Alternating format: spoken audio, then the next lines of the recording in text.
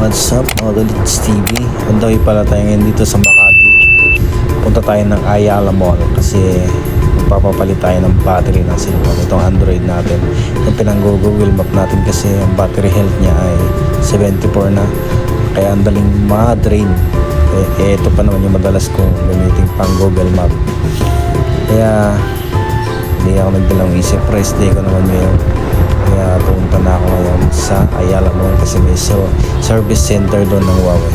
At ito na nga, paligo na tayo sa parkingan nitong Ayala.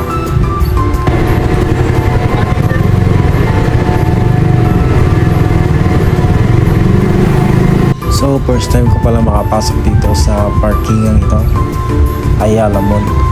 Underground talaga siya, sa baba ang parkingan. Sana hindi tayo maligaw dahil itong Google Map natin ay hindi niya alam kung saan pupunta. Naliligaw din yung Google Map natin. Aray ko. Let's go.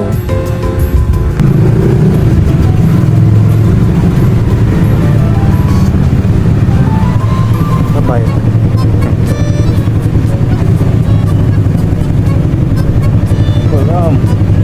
Dahil first time natin, hindi natin alam ang ating gagawin kung paano tataas yung nakaharang na yan. So, ignorante tayo. Wala kasi ito sa bundok. Ayaw, lima!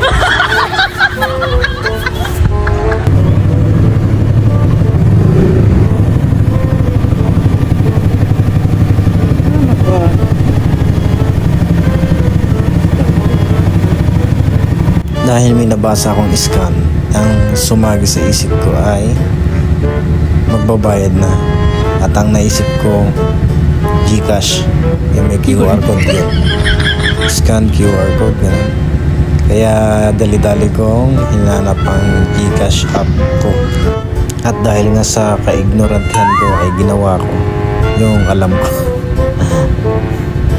Hinanap ko yung QR code ng aking GCash at itinapat ko sa scan QR.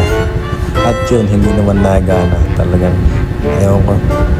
Ganito pala pag first time at taga-bundok. At buti na lang may lumapit sa akin mag-a-assist. Parking po. First time po, ano mo to? Card lang? First time mo kasi, ma'am. Sorry.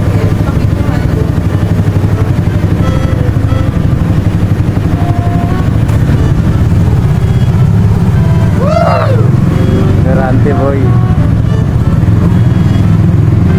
Ito ang Ayala. Hindi pala ang motor mo dito kapag pumasok ka kasi may card na pag nawala mo, ewan ko lang kung ano mangyayari sila. At yun, babayaran mo yun bago ka umalis sa parkingan. Hindi na pagkakalam ko. At base sa experience ko, ang hirap palang maging ignorante. Ayaw, lima!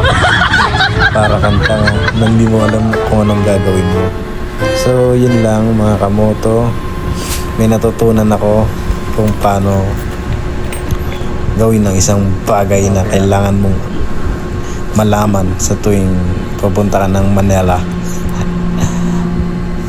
May bagong experience na naman tayong katatawanan sa ating nangyari sa ating buhay ngayong araw na to.